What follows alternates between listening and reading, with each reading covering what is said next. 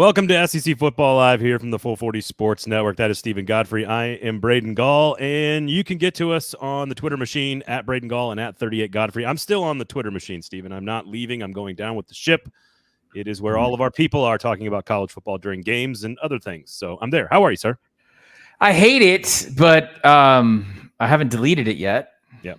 Yep. So yeah, I don't know. I feel like you have to admit that you hate it, and if you don't hate it right now, it's never been worse. But no one has provided an alternative. No, and I'm very bullish actually on the future of Twitter. I think it's currently a $26 billion depreciated asset that someone who's very smart is going to come by at a low price point and realize that the product is still pretty good.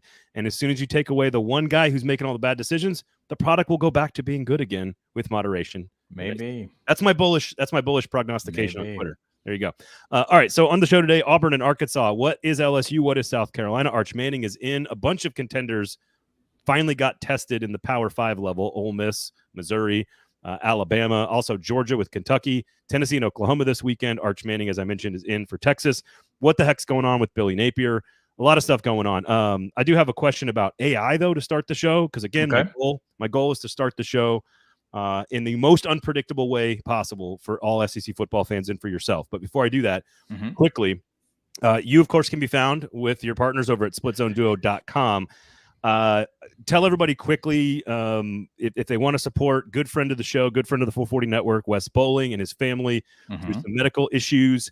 You can go buy a bunch of Split Zone Duo gear at Home Field. That's homefieldapparel.com/SZD, I think. Is that correct? Honestly, the easiest way to do it, because I think the link has changed and there's like a subcategory, just Google Home Field Split Zone Duo. You can do it that way. And then you will go to the Split Zone Duo like subfolder or tab or whatever on the Home Field site. Braden is, if you're watching and not listening, holding up different items. Also, we have the heavyweight tee, which is I'm a big fan of. I don't wear the shirt of shows I'm on, but I like the heavyweight tee. You can let me do that for you. Yeah, definitely. So I've got one on. It says everything is Mississippi. It's my favorite one of the group. There's about 5 or 6 in there. There's a sweatshirt in there. All the proceeds, 100% of the profits from both Home Field and Split Zone Duo will go to benefit the Wes Bowling family and his wife and what they're going through right now. So just please support them. If you listen to anything on my network, you know exactly who Wes Bowling is. Younger brother Will, also nice guy as well. But my favorite one, of course, if you're watching on YouTube, thumbs up, notifications turned on, rate, review, subscribe, all that good stuff. This, of course, is the one that says Stephen Godfrey hates my team. It's appropriate. So if you're watching on YouTube, there you go. I have long since given up on trying to explain that T-shirt. And I just laugh. I also can't wear it around you. Like, I would never wear it around you. It's just too weird, to be honest with you. The best story on that T-shirt, the couple really good ones. 2 people independent of one another were wearing them at a Saints home game in the Superdome. For those of you who don't know, I am fatally, tied forever to the Atlanta Falcons. So that was funny. And then the 2 strangers saw it, Spider-Man memed, and then I heard from each of them individually. And it wasn't like they couldn't stop and take a photo. I get it, because you're moving through a crowd before a game. And then the other one was that some guy wore it into a bar, like a tap room in Charlotte, North Carolina. And the bartender starts asking him like 6-7 questions about it. And finally the bartender says, "I think that's my cousin." And it was actually my cousin, who I haven't seen in like 30 years. Ooh, okay. Maybe you should call your cousin, number one. Well, we like exchanged information. Like after that, I was like, yeah, that's me. And he's like, why does this shirt exist? And I was like, don't worry about it. Yeah. I will say though, it's probably the first time the 2 people were wearing it at the Saints game where it wasn't ironic. Like, it was, you actually hate the Saints. Well, and that's the next joke, is people are like, well, does it apply to me if I'm a fan of X? And I never want to answer, like, it's like pro wrestling. You don't want to talk about that it's fake. Like, you want to believe the bit. It's not fake. We hate everybody's teams. That's just the way the internet works. That's the way Twitter works. That's the way college football media works. We all hate your team. That's it. I know. You know what's funny is, Braden, I'll get enthusiastic about particular programs at particular points in time, and they usually have a beginning and an end. And I'm sure you've done the same thing. You've been doing this for a long time, where it's like, hey, I really like the style of this coach or this offensive coordinator. I like the way this program's doing something. You'll get kind of revved up. Hey, I'm excited to watch it. So, for instance, today I was recording a show talking about, like, they're not that great, but but they're really lucky right now, and it's so fun to watch Arizona State. And so like that was, and then it breaks the whole I hate their team because I really don't. I get excited to watch them. Kansas State fans know this. I've started calling Kansas State my alma mater. Do you like anybody in the SEC? No. I want Vanderbilt. He hates all of you. I want Vanderbilt to be really good, so I don't have to leave my home to do my job. Kenny Dillingham, if you want to watch a guy do a halftime interview, that's your guy. SEC fans, he's awesome. Go watch that guy. Dude, Arizona State is like it's like unlicensed cheap fireworks. It's like your hand might blow off, but it's fun to do it. Like watch ASU football. It's like one of those gas station stops on I-24 westbound, just north of Chattanooga. It's one of those big fireworks stands. Okay, we got actual stuff to talk about. All right, I kind of teed you up with this, and I said, look, I'm going to ask you about AI, but I'm not going to tell you what. And I asked AI today. I was curious about this because I'm looking at Billy Napier. This is going to all end up at like coaching, as everything does in college football. Mm-hmm. But I asked it two different things. I asked it the first thing because I wanted to see how well it understands the game to just because it's scraping the internet with everything, right? So it knows everything that's on the internet, but not necessarily how coaches work and how scheme works and how play calling works. Right. So I asked it, I thought were some fairly simple things about scheme. I said, how do you beat a too high safety defensive formation? That's what I said. And this is what it told me in response. Beating a too high safety defense typically involves a combination of smart play calling, route combinations, and understanding defensive tendencies. Okay. That's a vague bunch of nonsense. Here are some strategies you can use. And it gave me 8 bullet points. Okay. Attack the intermediate areas, utilize the run game, pulling the safeties closer to the line, stretch the field vertically, play action passes. Effective play action can freeze the linebackers and draw the safeties closer to the line. Use motion and shifts from a pre-snap standpoint, crossing routes, checkdowns and screens, quick passing game. It goes into more detail. But it gave me a pretty holistic list of things that you should be doing if you're attacking a too high safety look. Then I went to the other side of the ball and I said, what defense works best when you are weak at cornerback? So I was trying to be more difficult with the question, right? A more difficult prompt, a little bit more nebulous.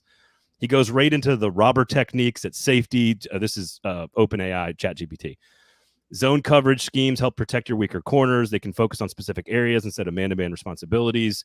Enhance your pass rush, press coverage, roll your corners up, bracketing, double teaming your opposing's top receiver, matchup adjustments, keep your linebackers active, prevent defense, et cetera, et cetera. So I just wanted to ask you, in light of like play calling on offense in particular, what is the future of this from a play calling standpoint? You think AI football? This is my idea that it's going to have every single play run by every single formation. At some point, we're going to reach the point where the database is so filled with every single thing that's ever happened. Okay. The way we have huddle film for recruits or, all 22 for coaches or whatever. Mm-hmm. I don't think it's ever going to be the decision maker. I don't think that'll ever happen. But I could see a coordinator being in a booth with a fast enough computer that can tell you all this stuff. Like the play sheet, that's what the play sheet is for a coordinator, right? Is like, this is the play that works against this formation in this situation. This is the play we work in. That's what the play sheets are. Mm-hmm. I'm curious when the play sheet becomes a computer in the booth and what's the application in a game situation. Well, if anyone's played the video games, you have like the Ask Madden or the Ask Corso button as like what play you should call next. And that is based off of some pretty simple algorithmic tendencies and probabilities. So I will say this. The basis, the conceit of your question is not that strange because I know coordinators right now who are using, so certain coaching staffs at schools will allot in their budget for advanced analytics to work probabilities. That's it. So what to do in what situation you're saying, right? Yeah. Like so go for 2, go for it on 4th down. Yeah. But more than that, they're now adding on more contextual layers. So this is kind of already happening. But the early feedback from coaches is it doesn't have a foolproof success rate. There is a human subjectivity that can never be removed because something as simple as, what happens in the NFL when a corner gets hurt? Inevitably, on the next play, the quarterback is going to challenge the replacement corner. Almost always in the NFL, okay? There are elements of that in college, even more so. So that's something that statistics and probability, and I co-hosted a podcast with a statistician for 4 years. Shout out S&P Plus. There's a weakness that the math will never admit to, and that is that you cannot account for the subjectivity. I will say this too. One thing that a sort of algorithmic play call can't take into account is flow state mentally with your skill position players. So many, there's, again, I don't mean to keep dipping into the pros, but LaFleur, the Packers coach right now, kind of lauded this week, right, for how well he designed a game plan around former Titans quarterback Malik Willis. Ugh. It was ugly. It was an ugly game. That was a brilliant game plan. Right. And I spent $3,000 on 10 tickets to the game this weekend. So. Wow. I got my whole family. That's not a joke, right? No, that's right. You're a big Packers fan. Yeah. I'm above my head. There's a Packers share of stock, and I've got I got 10 people coming into town for the game. So wow. Is that a noon kickoff? Yeah. That's not bad. Okay. It's good. It's good. Wow. Sorry. I was just thinking about spending a lot of money on Malik Willis versus Will Levis. Wait, you know what? That just dawned on me. Sorry. I don't think locally with the NFL. Sorry. I think there will continue to be an advancement in stats and probabilities. I don't think that you'll, and this, again, it's already happening where analysts on larger staffs, Alabama, Georgia, for instance, are running, I don't want to say running meetings. Here's what they're doing from what I was told. They're taking situational play calling against probabilities. And then that is being discussed in the game planning. What you proposed at the top of the segment was a sort of laptop next to me right now as I'm in the booth, right? And I'm calling it's 1st and 10. Okay, and I look over and it's spitting out a sort of Ask Madden, like 15 best play calls for this situation with this time frame based on these stats within the game, because we've called hundreds of thousands of football games between these teams in this conference. And listen, it'll never be the thing that pushes the button for all those nuclear war concerned people. It's never the thing. The human will always be the one that pushes the button. Hopefully. But eventually it is. I think it's going to, especially for smaller programs that don't have huge budgets to have all these people in their staffs. I think it is going to eventually do more of the prep work. I think it's going to take you like 85% of the way at some point. Oh, wait, so you're saying on install, you're saying it automates install? They won't do it. No, not install. I just think it's going to be a much larger part of up until the play call moment where you, the human, finally get to decide, hey, that quarterback hasn't been making that throw all day. Or that receiver over there is matched up with a guy that he clearly is beating on every single outbreaking route, and that's why we're going to throw that one, even though probability says maybe don't throw that pass.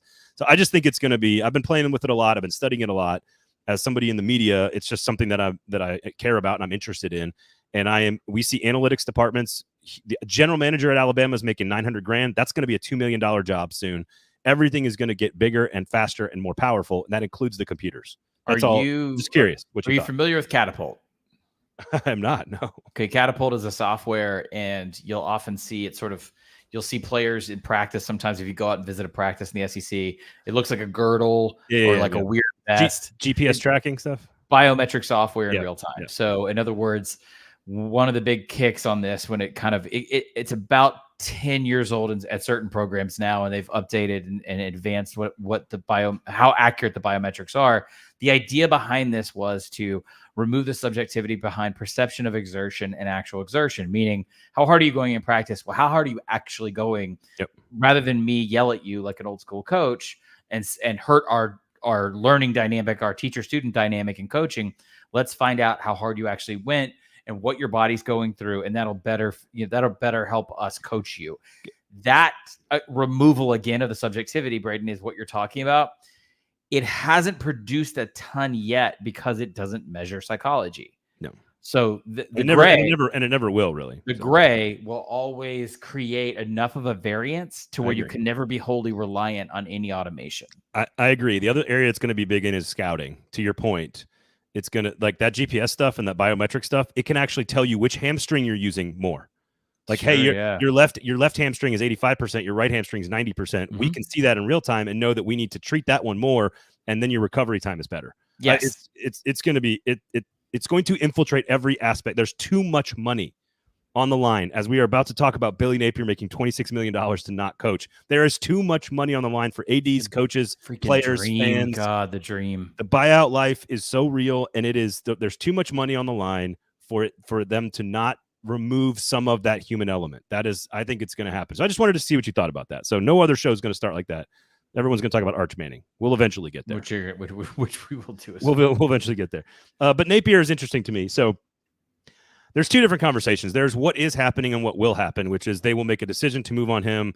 The Florida boosters, and I've said this all summer, we're not organized enough or have a deep enough pool of them to just go ahead and write the check. So they've got to get organized. You can kind of speak to that, and they're going to eventually make a decision on when and how to do this. And I assume the people that want him out don't want a repeat of Coach O or Les Miles with, as you call it, the dead cat bounce. So that's going to happen. I'm more interested in, like, it seems like everything he did sort of tracks with what we want to see a guy do. He took over a program that didn't recruit. He sort of built the infrastructure around the program to help recruiting, to help develop, the analytic, all the stuff we're talking about, the analysts, the GAs, all the different departments that you need outside of the coaching staff to be successful. He seems like he's had an excellent career as a head coach, building a program sort of slowly at Louisiana and doing a good job of it. Built staffs at Louisiana as well. He kind of has failed all of these things other than recruiting DJ Lagway. And I just am curious what your what happened? Where did he go wrong? I can open with a joke. I can open with really boring, sober analysis, but I think the summary is that it was just enough of a variety of failures. There's not a smoking gun here. Dan Mullen, his predecessor, failed because he did not recruit. He did not recruit to the level that Florida has to meet in recruiting, period, full stop. Dan Mullen is still regarded as a great offensive mind. That was not the issue. He's not the friendliest to work for, as is told around the campfire, but could still hire effective defensive coordinators. I'm sure Grantham had a run there. I feel like Grantham worked, yeah. Todd Grantham's defensive coordinator for everyone. We will blitz all night. The kind of cattier gossip world in coaching often refers back to the fact that it never felt like he had the right staff. The ability to build a staff is separate from the ability to build a Southeastern Conference recruiting and coaching staff. I think the state of Florida is not good as a program. I think it was bad when he got there. Mm-hmm. And I think his long view approach towards recruiting did not meet up with the accelerated pace of expectations. And then the problem with that is that if that was just the measure of success in a vacuum, I don't think we'd be talking about him being on the hot seat or pretty much near fired. He'll be fired soon. It's that you combine the accelerated level of expectations or sort of timeline. Basically, you got to get better faster than you thought.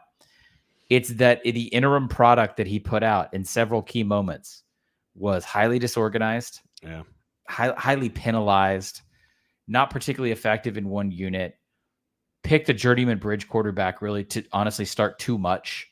That's the latest of many grievances I hear from Florida fans, but like, why not walk out there in week one, in game one, in on the first drive against Miami with the far superior talented quarterback.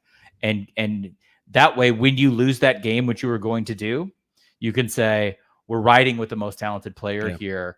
And I don't think it would have fed him to the wolves at all. I think if anything, it might have sparked something earlier in that game for Florida's offense. Because if you remember, I think it was Lagway's second drive. They actually moved the ball in chunks pretty effectively against a good Miami defense.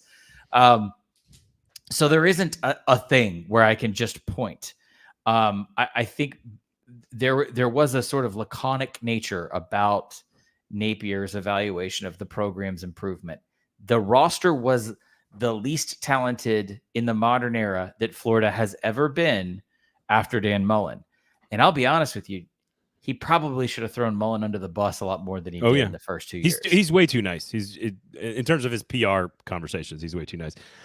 Well, I don't know. I think all that makes sense. I think it was sort of a not to quote Dawes here, but like a little bit of everything is kind of what it felt like, and just not good enough at any one thing, and that's the problem. And so maybe hiring the youngest coach in the history of Power 5 defensive coordinators probably wasn't the best idea last year going into the season. But either way, Florida's making a change. I'm gonna go. I'm gonna say first phone calls are, well, they're all going to Jimmy Sexton, but Eli Drinkwitz and Lane Kiffin will both be mentioned by a bunch of people in the Gainesville market. and a bunch of people elsewhere, a bunch of people that want to get raises as well. Is there any name that stands out to you that's a neon flashing light name that's like, man, this is the guy they've got to go get, the way Jim Harbaugh was the Michigan guy or whatever? No, this is a school without an obvious replacement. There's no coach that fits this job right now because this job has changed dramatically.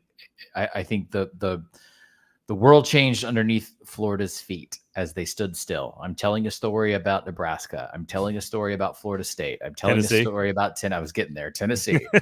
I don't think it's as severe as the external issues that plague Tennessee with infighting culturally around the booster core. I don't think it has Tennessee's hallmark of kind of that Shakespearean level palace intrigue with Fulmer. It's not that. It's actually a little bit more dangerous, because if you talk about Tennessee, when the right person got there and reassumed control, talking about Danny White, you could then see that Tennessee was capable of success, right? We're seeing the fruits of that now. What scares me more about Florida is that they have Florida disease. They have, and this isn't a joke, this has plagued almost every program, maybe with the exception of Miami, because Miami's volatility never lets it sit in any sort of stasis, good or bad. This idea that, we're in Florida, we're in Texas, we're in Georgia, and we're in California, therefore we don't have to do X. We don't have to innovate. The game will come to us. That will kill any program in college football. Capital A, any program in college football. Okay? Florida, of the major powers in the major talent states, has probably had the most inertia and the least amount of innovation over the last 10 to 15 to 20 years. There was an expectation that offense and recruiting were the birthright of the program post Spurrier. That waned a little bit until Meyer got there, and then Meyer, by virtue of his success, even made it that much worse. But even Zook had Grossman almost win a Heisman. They weren't terrible on offense under Ron. They weren't. I mean, I saw those teams in college, but the problem now is you have walked through the desert of ill-fit, half-resumed coaches, and the idea that you can just go out and become dynamic on offense again and bring back the sort of halcyon days of Meyer or Spurrier as if it is turnkey. Yeah. It is turnkey nowhere. That's what I want everyone to take from this. They got complacent and it killed them. Yeah. So here's what I want to know. If they are in such, I do think Billy Napier's done a lot around the program infrastructure-wise to make it better for the next guy. Yes. So I think they're in a much better situation. Tremendously so. Whoever it is. And again, that's why I know Andrew in the comments is already saying, please hire Eli Drinkowitz, sincerely a Tennessee fan. Why? I think Drink would be perfect for the job, actually. So, no, but I mean, why the Tennessee fan jab there? That's what I don't. No, he said sincerely a Tennessee fan. That's what he said in the comments. And so, right, wouldn't that imply that he thinks that Drink would fail at Florida? That's what he's implying. I think Andrew is incorrect on this. I think with an infrastructure, like part of what Eli was great at or is currently I've already moved him to Gainesville. What he was and is great at Missouri is sort of maximizing the commitment around the program. Sometimes leapfrogging power hierarchies to do so. What I think is interesting is if there's so much drama and turmoil and like lack of cohesion and the athletic department and the boosters and all this stuff is all in disarray, why would Florida fans trust them to make a good decision through all of this? They don't. And the reason why you may not be discussing Billy Napier, former Florida coach, in 7 or 14 days is because it's a mess. The whole thing's a mess all the way up at the university right now.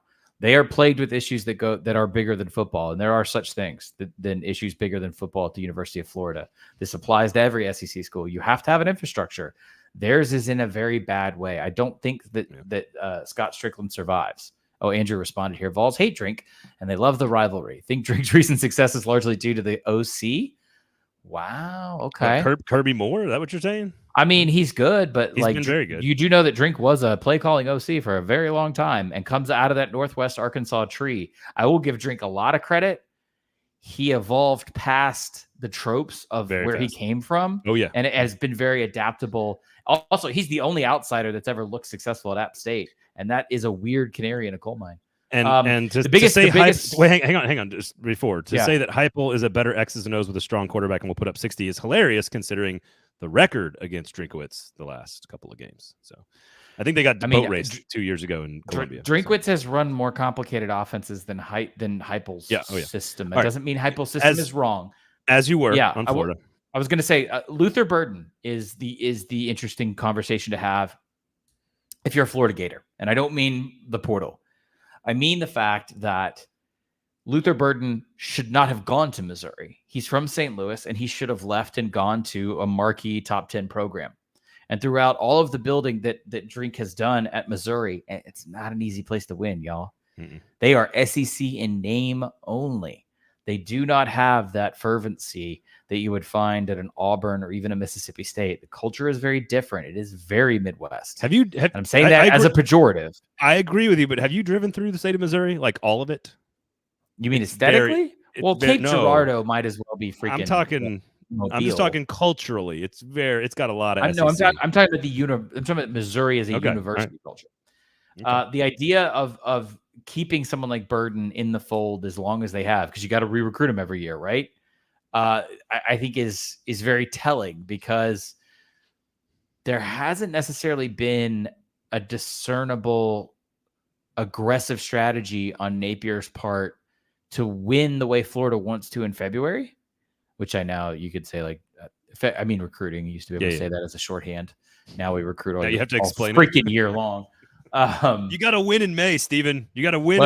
You got to win in the May window. You also got to win in Orlando, and you got to win in Tampa, and you got to and the bottom line is this. And I never thought I'd say this, being from the state of Georgia.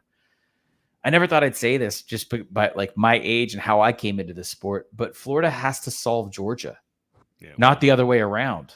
And I don't know right now if there's a team that shows fewer weaknesses for the foreseeable future. I will complain about their offense every chance I get. Talk about Georgia, but we'll get there. This is a machine. This is a machine. Yeah, we got time. All right. Well, and speaking of Heupel, we'll be interested to see what happens. He will get fired, and they'll make a fascinating coaching search. So we'll get there. Also, where AI could be a factor here, scouting coaches as well.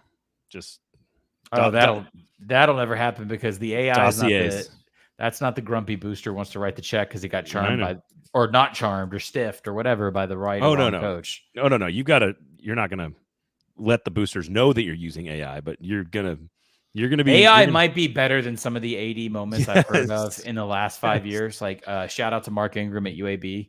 Like I've seen some colossally bad decisions. You take boosters out of this process and the decision making gets better, not the computers out of the process. Anyway, Josh Heupel, Tennessee at Oklahoma. The off the field stuff is interesting. I think in storyline only. I think the fact that Oklahoma is playing in their first SEC game is of note and interesting to the Oklahoma players. I don't think Tennessee players give a shit. And frankly, the Josh Heupel returning to his alma mater thing, I think, is a bigger plus factor for Tennessee players who have a great relationship with their head coach. And if you're gonna like, I don't see how Brent Venables walks in to the Oklahoma locker room and is like, we got to beat this guy who played here 25 years ago that we fired when he was an offensive coordinator. These players don't give a shit. So to me, it's kind of a wash. Oklahoma might get a bit of a boost because it's their first game hosting the game at home. Tennessee might get a bit of a boost because those guys, and I've talked to a lot of them personally, Amari Thomas. I talked to Cedric Tillman about this, like specifically about their relationship with Heupel. It's Coach Dad. Like they love the guy. And so they're going to play hard for him in his return to his alma mater. So I think that benefits Tennessee. Other than that, you need to convince me here. I think Brent Venables, sound defensive mind, pretty good defensive line. They could rattle Nico and maybe force a few turnovers, maybe force a few bad mistakes, maybe slow down the Tennessee running game. Maybe. That's best case scenario for the Oklahoma defense, which I think it could do in theory. On the other side, I can make no case. Jackson Arnold's a really good player. He's going to be a really good player. But I cannot find that offensive line it still looks like a group that is replacing all 5 starters in the offseason, which it did. Yeah. Replacing its coordinator, which it did. Injured wide receivers, which they are, although I guess Anderson might be healthy. James Pierce and a defensive line that goes 10 deep. On paper, Tennessee should win this game relatively easily. It's not played there, but can you convince me otherwise on this one? No, I can't. That doesn't mean that I'm locking anything. I don't do that kind of stuff. But to go back and look at the situation, for instance, like in Lexington, the pieces of that result were there. It's just sort of how it's like we're soothsayers or something. We're trying to discern these kind of things. The bottom line is that we still don't talk enough. Well, maybe here because this is a Nashville-based show and you have experience at the University of Tennessee. But we, big national editorial, media, we don't talk about Tennessee's defense at all. I'm serious. That's wrong. It's a choice. And so I think this might be the weekend where people realize that, yes, they have a incredibly talented young quarterback, and we're all going to flock to that because that's where our eye is trained to go. It's the other side of the ball. It's the other side. Down apart. Now, I will say this. Can Oklahoma oh God, I almost said Stoops. Venables, this is classic Venables situational. Okay. Drake Stoops? Is that who we're talking about? One of them. This is a classic Venables situation where, yes, I do think he can kitchen sink and scheme out a headache or three for a quarter or so. Yep. The problem here is that I don't see the connection point in which the headache forces a turnover short field or just a low scoring first half, and Oklahoma can capitalize on the other side of the ball. That's the problem. So it might be ugly. It might be muddy. Again, I don't try and I'm not into picking apart Vegas, but I assume a line sitting at 7 and all of these projected results being somewhere in that neighborhood have more to do with the fact that it's just on the road. But sometimes in the bigger areas of college football, in the Big Ten and the SEC, I think that's overblown because as we continue to professionalize the sport, home field advantage becomes less of an issue. Yeah, I mean, it's not an issue in the NFL really until you get to the cold weather, maybe in the playoffs. But here's some numbers to consider. Tennessee, number 2 in the nation in total defense, 3.07 yards per play on defense. Alabama, number 5. Georgia, number 7. Missouri, number 9. Ole Miss, number 12. Texas, number 18. What do those 6 teams have in common, Stephen? They are the best 6 teams in the conference right now. They probably have the best 6 quarterbacks in the conference right now. And right now, they have the best 6 defenses in the conference and 5 of the top 12 defenses in the country. Now, some of these teams have only recently been challenged and will get much greater challenges, and the data will get more accurate later on. But as of right now, Tennessee, to me, on paper, it's hard to make the case for Oklahoma. We will see what happens in Norman. It should be a fantastic football game on Saturday night. By the way, I was remiss to say, shout out to Texas A&M and the 2-quarterback system that we were talking about last week on the show. Marcel Reed, Nashville native, came into that game and had a really nice showing for Texas A&M. That's a nice break in the streak there. 10 straight road losses for Texas A&M. Good job, A&M. Good job. Our enthusiasm about the Colin Klein offense, it didn't need tampering. It needed adjusting. Yeah, just a tweak. Yeah, just a tweak. It needed a different quarterback. By the way, I thought this was interesting. Josh Heupel in his almost Heisman year, national championship year in 2000 as the quarterback at Oklahoma, in the year 2000, to quote Conan O'Brien, 20 touchdowns, 14 interceptions, 64% completion percentage. He did throw for 3,300 yards though. So it was a different Big 12, folks. It was a very, very different time. Jackson Dart has done that in 3 games, almost at least. All right. So quickly, speaking of former Big 12 teams, I have nothing really to say about Arch Manning, other than I cannot remember a player that, like, we had Justin Fields backing up Jake Fromm. We had Tim Tebow as a backup to Chris Leak in 2006, excuse me, when they won the national championship at Florida. I'm sure there's been some other. Tua was pretty highly regarded behind Jalen Hurts as a backup. Mm-hmm. There's not many that I think, and all those guys pretty much delivered, right? Fields for Ohio State, Tebow at Florida, and then Tua at Alabama. They kind of all delivered on the hype. There's just very few people that have all of the things that Arch has, which is pressure, expectations, talent, the last name, the hype behind him, the swagger, and he comes out and he does what look, if Steve Sarkisian wanted to design a play, a strategy of getting Arch Manning experience, it is Quinn Ewers getting hurt on a non-contact injury against UTSA, and then Arch Manning playing for most of that game, most of UL Monroe, and Mississippi State before a bye week. Like, I'm not sure Quinn ever gets the job back again.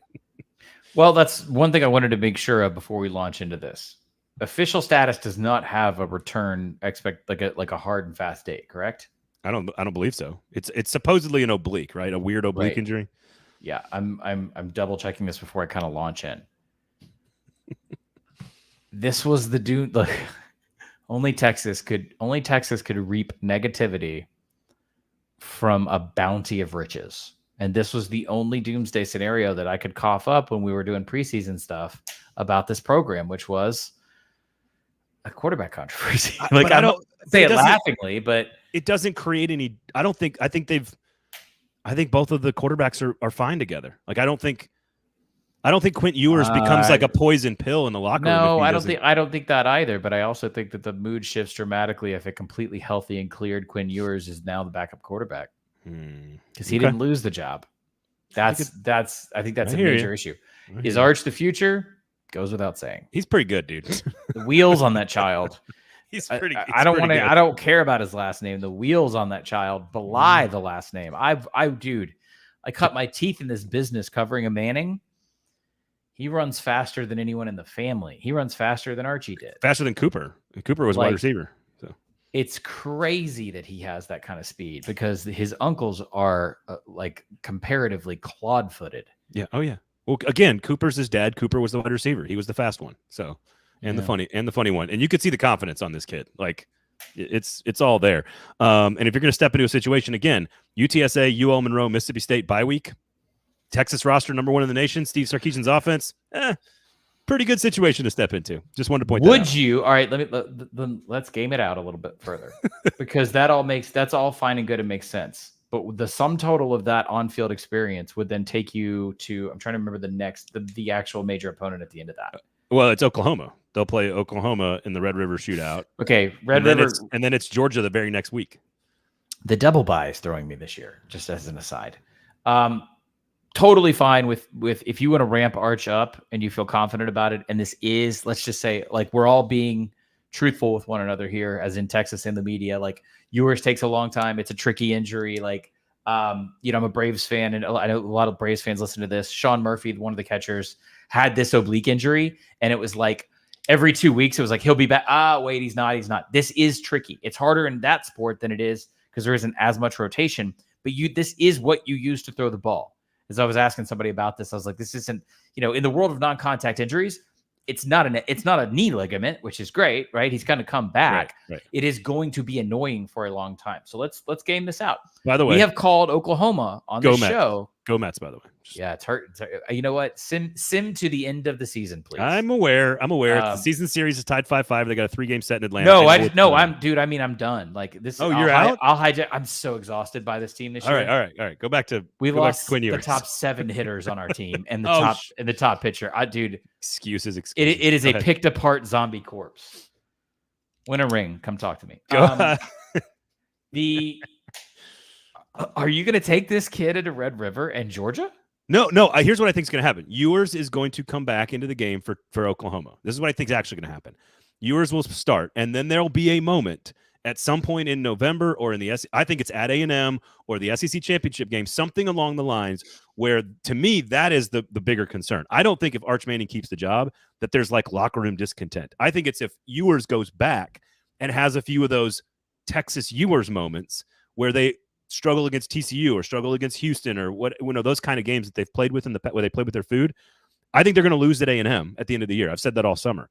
And if they go into that game and they lose, then you have the controversy. And then you have the Tua coming off the bench in the fourth quarter, second half, Nick Saban type of decision that Sark's going to have to make in the future. I think that's where we're going on this. And I would love that to happen as a fan. In this simulation, what do they do against Georgia? So that's why I think I think they lose to Georgia. They beat Oklahoma and they lose to Georgia, and it becomes a vitally important game against A&M or something. Okay, but how did they lose to Georgia? Is it a quarterback thing, or is it because let's talk about Georgia for a second. Like, okay, for this to happen, Georgia's going to beat up on the quarterback specifically. So I think your situation would happen faster. Maybe you're right. And you're saying instead of A&M at the end of the year, it happens Georgia like week 8 or whatever. I don't necessarily disagree with that. But to me, the gameplay, and this goes right into our contenders getting challenged here, Georgia. I really don't like. I give most teams a pass when it comes to familiarity, road games, early season stuff. I give Oregon a pass for how they played in the first couple of weeks. I give Georgia a pass, especially because we have the Clemson second half to show us data. Stoops has done this three years in a row, hosting Georgia, the 3 worst offensive outputs in Kirby Smart's career as the Georgia head coach on the road, all 3 of the same places because Stoops is a good defensive coach. and has a nice game plan for Georgia. And Georgia's offense, to your point earlier, a little bit predictable at times. And they don't like to, open it up. But I think that game, Georgia-Texas, if it's a low scoring, if it's similar to the Kentucky type of game for Georgia, and they can win a game like that, that's when you start to hear the calls for the other guy. Is like, all right, you lost this game against Georgia, and it was 17-14. And you lost because the offense didn't flourish. That would be the area. If Georgia-Texas is a high-scoring game, it's because Texas is officially the best team in the country. I don't disagree with that. Because if you cross 28 against Georgia, you're good. That's CJ Stroud's like the only one who's done that in like the last 4 years. I guess Alabama may have done that. They get to 37, right? Didn't Alabama get to 37 a couple years ago in the SEC championship game? Yes. It's just it boggles me. He's really not going to be made to fix or adjust that offense until he is made to fix or adjust that offense. And it's so strange to me. So I kind of gave you my spiel on Georgia there on the road against Kentucky. I think this is what college football is all about. Like familiarity, road, tough environment, Carson Beck's replacing Bowers and McConkey, safety blankets, et cetera, et cetera. Okay. Defense a little banged up. Kentucky played inspired football. That's college football. That happens. If it happens again, then I think the questions are real, which is, hey, you lost some key players that Carson Beck leaned on in critical situations last year. Do you have answers to fill those voids? And is the defense as good as we think it is? Like, those are still questions we can ask. I don't think the one game against Kentucky, especially because of the data point in the second half against Clemson, I don't think that that's who they really are. At least that's my perspective. But I'm more lenient on giving teams leeway on bad performances, in my opinion. I don't think there's anything bespoke to Kentucky's personnel that caused that result, meaning that it was a schematic. It was a schematic situation. In other words, like, Kentucky's just not that good enough as a roster. And if I'm Kane Womack, the Alabama defensive coordinator, and the game's coming up on the 28th, I feel like someone just slipped the homework underneath my door. And it's like, oh, it's possible. Oh, these are the answers to the test. I think there's a lot there that Alabama can seize upon. Georgia's in a bye, by the way. I guess we should mention they're both on a bye this week. So yeah. Next week, Bama, Georgia. Let's go. Isn't it okay? All right. Among the many things we can keep a tally on as, oh, that's weird, or that's new, or that's new and weird. Bama, Georgia's next week, and it's not the biggest game of the regular season in the SEC. Because of Texas, Georgia? Georgia because of Texas, Georgia. Yeah, that's weird. Fair. I will say, and this is my next question, which is Bama goes on the road and looked pretty Bama-like against Wisconsin on the road. Johnny sucks. I'm aware. I'm aware. My father hired the wrong OC, man. My father is mourning the loss of his football program right now as we speak. But he should. But this, to me, after our conversation about Napier and the conversations that are happening around Florida State, in particular Florida State, and Norvell being the portal king and the balancing act of recruiting and portaling to build what they did last year, and to your point about expectations, and so Alabama lost the greatest coach in the history of the game, and they might be just as good in this year. I said it all summer. They're going to be better this year than they were last year because of some particular offensive personnel and the guy they hired. Long term, I have no clue what Kalen DeBoer can do at Alabama. But the offensive line could be better. We saw Caden Proctor come back this past week. They looked better there. Jalen Milroe, like 11 yards per attempt right now. I think the defense has all kinds of skill, talent, and playmakers. This is the difference between Florida State and how they're built, and Alabama and Georgia and Ohio State and how they're built, which is through recruiting that is sustainable through transition. And it is sustainable in the short term for Alabama through transition. And I think they're almost as good as Georgia and Texas right now. I'm not going to argue any of that. I just think that, right. Okay, yeah, thanks for being here. It is phantom limb, honestly. Like it's no, you can be really good. The metric that Alabama provides via Nick Saban, this is my favorite stat in the world because I sat there and on a piece of paper and did it. Nick Saban put Alabama in the national championship game 1 out of every 1.67 seasons. Not the playoff, the national championship game in 1 out of less than every 2 seasons. Do you know how impossible that will be to replicate? 0%. You are managing a decline. He's not going to do it. Yeah. Right. You are managing a decline. The degree of that decline is, well, I would say it's up to you. It's up to you in some places, but I think it's mitigated in year one because of where they're strong. I would like to sit down with this man when he is done at Alabama, Kalen DeBoer, because I would like to pick his brain at all of the ego, super ego facets of the coach brain, that the kind of will necessary to do these jobs, the kind of modern ego it takes. He looked at that and said, okay, this is a rare individual. That's next level. Look, they're all paranoid, schizophrenic egomaniacs, but that's next level. You know what, Braden? But they're going to be better this year. I'm telling you, the offense will be better. It's an indifference. Oh, and the offense will definitely be better because I do think that. Look, I make that joke about Kirby all the time. Like Kirby's running pre-2012 Bama, but like post-2012 Bama is a 80% Kiffin signature with a little bit of Sark underneath it, right? And then once those guys left, like you're talking about Bill O'Brien, like Saban and Smart run offense because the game makes you, not because they want to. Yeah, right. Exactly. So he was headed back. I think Saban was headed back in a reductive direction, not dissimilar to his pal Belichick in the twilight of his career.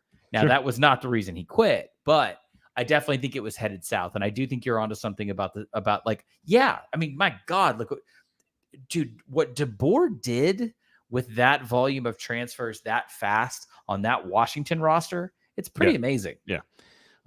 They are built for sustainability for the short-term, near future. Long-term future, I have no idea. But I think Bama, this is not a 2-horse race. I think it is a 3-horse race in the SEC. And I don't think Georgia or Texas or Alabama is discernibly better than the other one for now. And I think Bama deserves its flowers for now. One win on the road against a bad Wisconsin team is all we're there. What about Missouri or Ole Miss? You learn anything last week? No. That's a solid win against Boston College. Not great. Not great.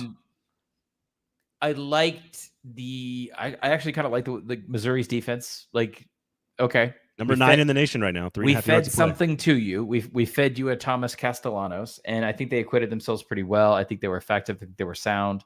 I watched more of that game than I planned on. Wake is in a pretty bad state right now. Yeah. Like the way Clausen runs Wake is that they are still more practitioners of the longer lead up to relevance, and then it dips back. Kind of an older mentality. Hank Bachmeier, the Boise transfer, like they were outgunned from jump. Yeah, it's bad. I want to also see, like, it is wildly different if you watch Lane Kiffin call plays down from behind. Like, when they're trailing. Phrasing again, Stephen. When they are trailing. Thank you. They're down. When they're down from behind. Not what I was trying to say. Whoa. When Ole Miss is trailing. Joey Freshwater. What are we doing here? When Ole Miss is trailing, like in the 9 to 13, 14 range. Yeah. That's when you see inventive and risk adjacent play calling from Mr. Kiffin. Anyone ever going to write that book, by the way? We'll see. On Joey Freshwater? Yeah, right. It has not been written yet. The tales have not been told. It's called Statute of Limitations. Oh, there's a guy that used to work for ale.com. I think should be writing that book right now. Okay. All right. Quickly here, LSU, South Carolina. This was a fantastically dramatic and strange and weird football game. But I thought Nussmeier, as we said last week, I think he was the best player on the field. I still don't. I think LSU kind of is what they are. I think South kind of is what they are, but I'm not sure what that is. I'm less certain what that is today than I was this time last week. Definitely not as sure about South Carolina still because they've showed a great degree of variance. I will say this. I can reduce it down to, unfortunately, the exact same like narrative thesis on LSU that I had last year. This is not what I expected to be saying in week 4. And so just in case you didn't watch last season, that means LSU has a really good quarterback who is, I wouldn't say being betrayed, but who is not being supported by an undisciplined, over-talented defense. It is crazy how similar the problems look in a completely new and different scheme. And I don't know why. Well, let me ask you this. Could you make the case that progress for LSU is defined as like less explosive plays? Like they are, that's it.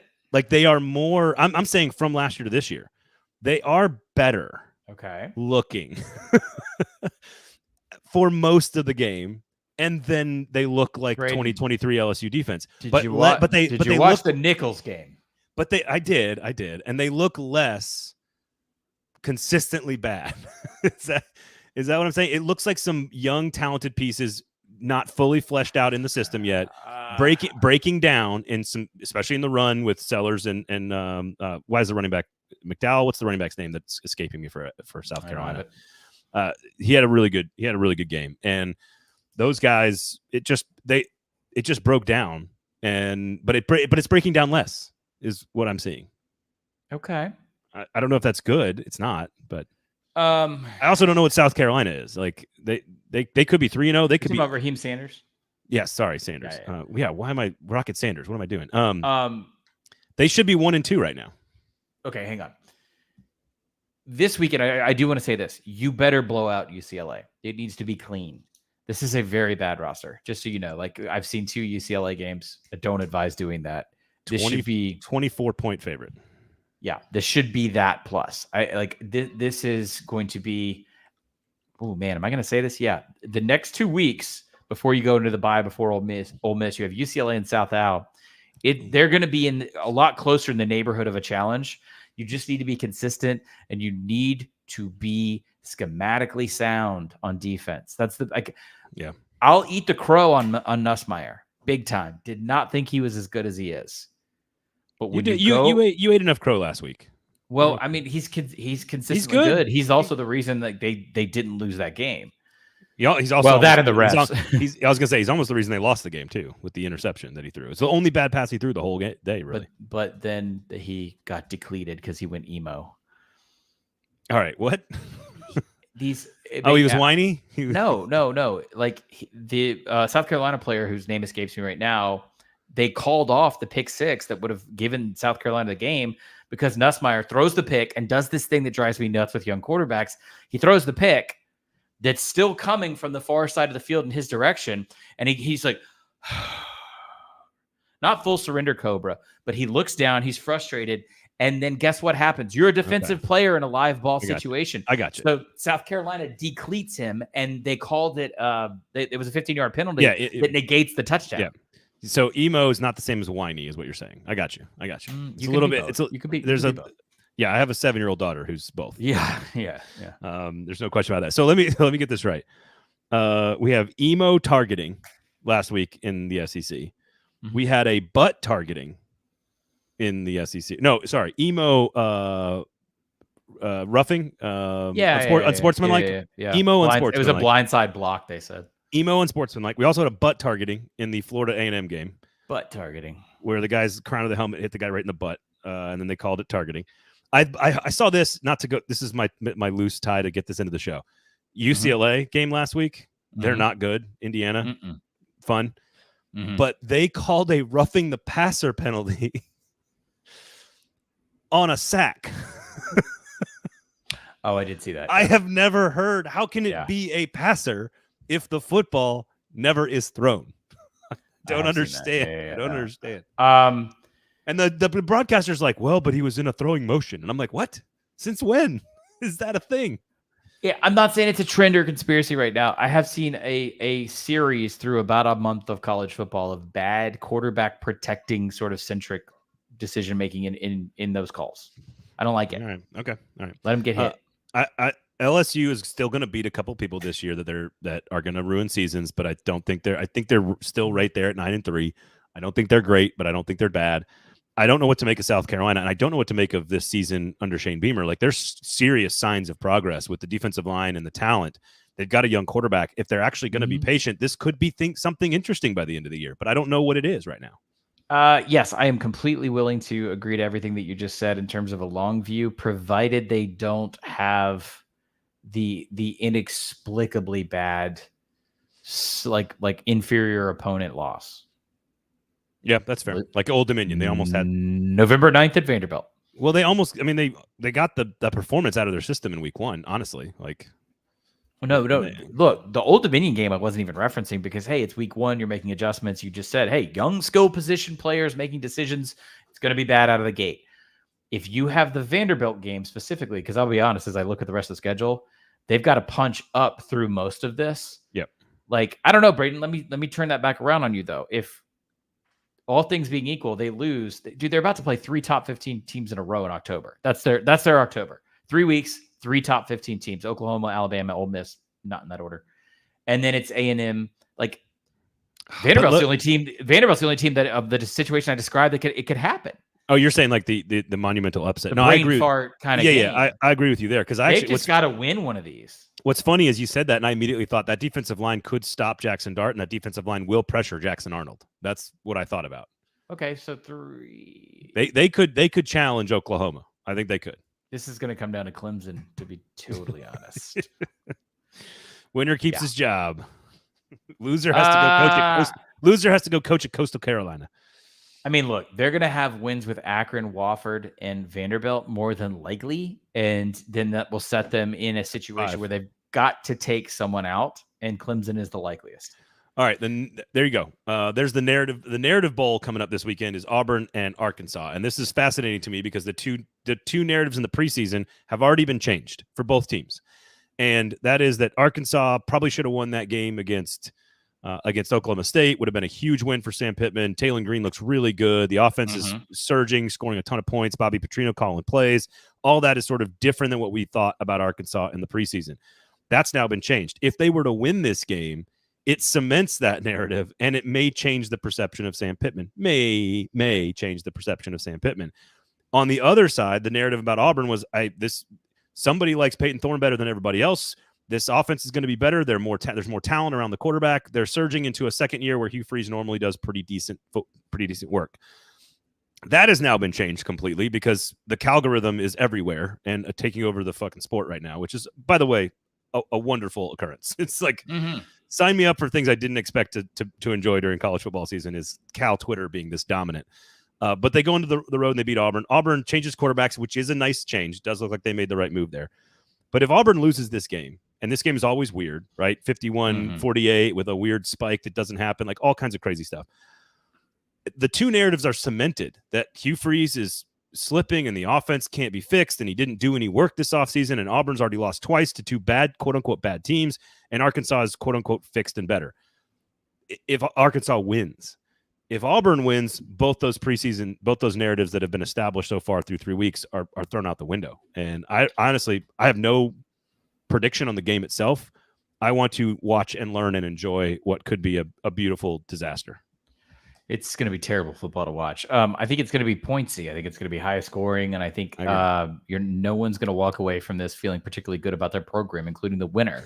You could have a 3-1 Auburn that is absolutely just it's still very much in self-loathing about the Hugh Freeze hire, about the decisions he has and hasn't made, about the personnel. Everything you just said, I think, stays the same regardless of the outcome here, unless it is a lopsided whipping in either direction where you feel like, oh, we're building a referendum with the new offense.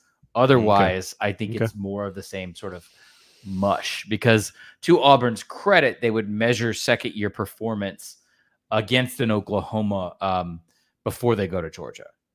Okay. Anything else? By the way, that's going to be a weird 2 weeks from now. Auburn, Oklahoma, just with the deficiencies and injuries, and like that when it feels intriguing. Oklahoma, there are a lot of losable games on Oklahoma's schedule. Anything else? Vanderbilt, Mississippi State, brutal weekends last weekend. Toledo, I told you so. I told you so in Toledo. Not you, the SEC group think. And we'll see. Vanderbilt, that's a tough loss. Diego Pavia, hype train, already back in the station. So, well, at least it's back in the station because he's not like brutally injured, which is like I kept saying, like, you guys are running him too much. You're running him too much. That was so eerily similar to the Vanderbilt loss. Was it last year to UNLV? It's just like almost the exact same sort of like, soft too high, crappy defense, prevent. And that's game. Yeah. That was definitely the UNLV game on the road last year, I believe. I talked to a former player the day after, and it's one of the most demoralizing losses they've had because they thought they had turned the corner. And that Georgia State roster and coaching staff was thrown together like 5 minutes ago. It was the last hire of the FBS cycle for Del McGee to come in there. And so for them to do that, it's big for them. It is catastrophically bad in the embarrassing way, as usual, for the Doors. I think we hit almost every team. Is there anybody we missed? It's on paper light weekend. Always, folks. That means sit down in front of the television and get ready for almost like a sort of witchcraft occurrence of like 3-4 endings being bad, weird upsets. This is the weekend that happens. It always does. It's not the heavyweight weekend. It's the quiet weekend. Yep, it's the 2007 of weekends. That is exactly correct. All right, man. At 38 Godfrey, splitzoneduo.com. Go buy some shirts and at home field to support West Bowling. And other than that, I think that's about it. You can get to me at Braden Gall. If you're on YouTube, turn on notifications. Thumbs up, please. Write a review on the podcast app if you're listening there. We do appreciate your support. I do this. Oh, I turned it off. Yeah, I don't. I've never turned that on. All right. Well, thank you. Have a great weekend, Godfrey. Do appreciate you, man. And thank you guys all for listening. Rate, review, subscribe, all that good stuff. Otherwise, we'll talk to you next week. Have a great weekend, everybody.